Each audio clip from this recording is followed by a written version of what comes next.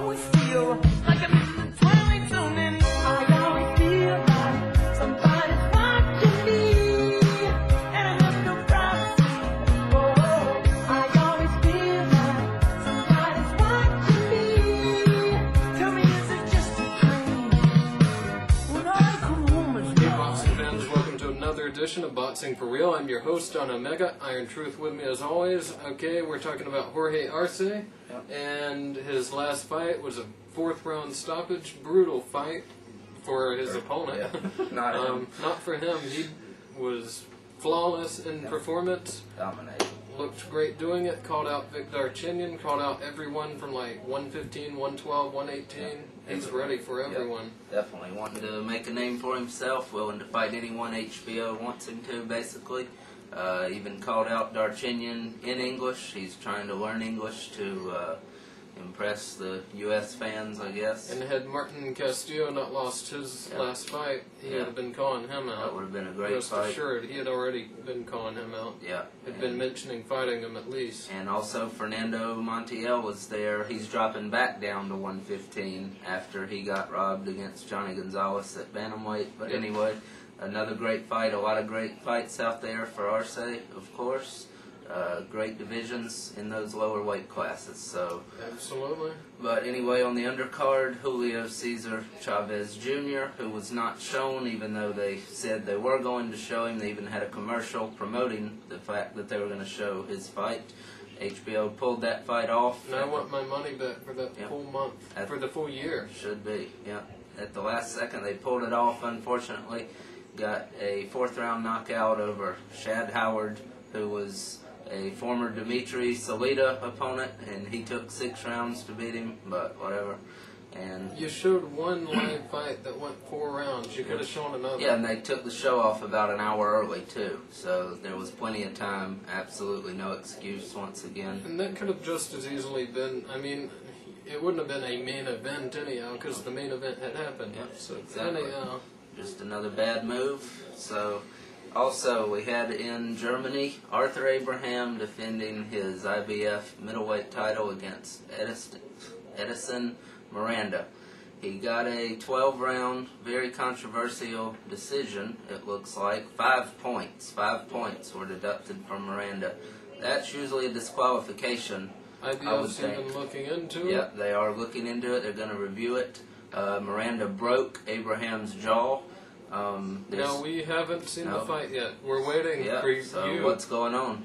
We're waiting for you to send us the but fight anyway, so we can see it. Send us a link. We'll watch it on the computer. Of course. And then we'll let you know what the deal is about it. Yeah. But anyway, Miranda is saying that Abraham did not want to continue. There was a cut somewhere, I guess, over his eye. The referee the doctor was ready to stop it. The doctor was waving the fight to be stopped. The referee, Randy Newman, actually stepped in and disagreed with it and forced the fight to continue.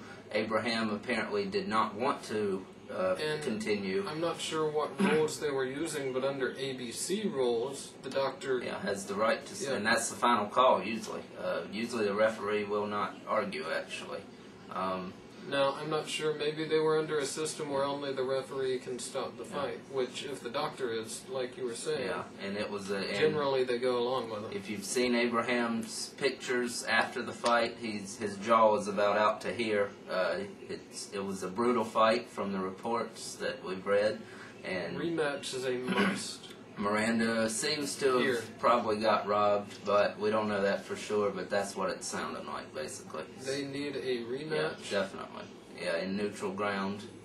In America. Yeah, so we can get some... Neither guy's from America? Have it here. So that's neutral, absolutely. Have it in Canada, I don't care. But this past Thursday, we had Kelley versus Carlos Hernandez, and these are 2 aging fighters. Thankfully, my pick was wrong. I am so glad I was wrong. And I was right. I picked Kelley by decision. You picked him by decision? It looked like he might have actually got a knockout. Yeah, in the 4th round, he dropped him with a vicious right hook. I'm very surprised Hernandez got up. It's surprising he got up. And for one thing, he dropped Hernandez too. Mayweather or Morales failed to do that. They really never even actually hurt him that badly. Kevin Kelley did hurt his hand, he said, after the fight. He said that's why he didn't really press for the knockout. He was kind of preserving his hand, which was a smart move. But anyway, he prolonged his career a little bit, 39 years old, so don't know what's going to happen. He was preserving exactly, but we'll see what he does from here. He's supposed to fight November 11th. On the undercard of Brock and Klitschko in Madison Square Garden. Probably won't be shown. Yeah, unfortunately, because they'll be showing the replay of the Mayweather-Baltimore fight, but hopefully they can find a way to show that Kelley fight too, if he does. But anyway, don't know what. Or hopefully he just fights on another show. Yeah, they should put him on the night before, on the Holyfield card, November 10th. That would help that pay-per-view for one thing, which is ridiculous that it's pay-per-view. That would really help that pay-per-view, and it'd go along so well. The old Holyfield. Yeah, he's aging. Kelly's aging, absolutely. But anyway, Hernandez did retire after the fight, so he's done, it looks like. Big deal. Bye. But anyway, on the undercard, Raul Martinez, the upcoming prospect. Not so famous. Yep, the upcoming prospect at bantamweight got another good win. He was in against a tough opponent, a tough guy, and he could take a lot of punishment. Got a 10th round knockout, actually. TKO stoppage. He had beat on him the whole fight. Could have been stopped a little earlier. The announcers were calling for it to be stopped, but good performance. He's an aggressive fighter, and I think he's about 16-0 now, so keeping your eyes on him. But good win for him. And also, John Duddy, in his most impressive win so far, fought duddy-campas, and he's a fighter now, by the way. He is a fighter. Yeah, but anyway, it's official. Yeah, Fight News confirmed it. Thanks for that tip. But anyway, 12-round decision. Looks to have dominated him. Haven't seen it. They didn't show it. This will probably be shown on your sports channels, Fox Sports channels. Just check your listings. But anyway, 12-round decision. Good win for Duddy. Duddy-campas. That's what the whole story is about. He's a fighter now. Yeah. He's beating a gatekeeper. Yeah, absolutely. But and Campas is and a really good gatekeeper at that. And so, what is he, like 80 and 1, 80 and 5, 8? Well, let's see. Like He's 88 and 9 now. That would be his record, but definitely a very tough veteran fighter. Respectable record. Definitely. And Duddy outclassed him, so good win for him. And on the undercard, Julio Cesar Garcia, the 19-year-old, got a TKO in round 3, so that's his 40th win, I believe, or 39th. At 19 years old, so that's very impressive. He will be on the Holyfield card November 10th, and that helps that pay-per-view as well. So they need all the help they can get. I'm liking that this guy's getting exposure. Yep, definitely. I really believe he's going to be a big star. Absolutely. And he's got plenty of time. Only 19, with a lot of fights under him already. And he's got a good 10 years at least. Definitely. More than that, by far. And Joe Green, also the upcoming prospect from New York, got a 6th-round knockout. That was the final round of the fight, and he put it together and got the stoppage, so good win for him. But also in another piece of rumor news, Corey Spinks has called out Felix Trinidad. He doesn't seem to be getting the opponents he wants. He's heard that Trinidad could possibly be coming back against De La Hoya, which that looks dead now, actually. That seems to have fallen apart.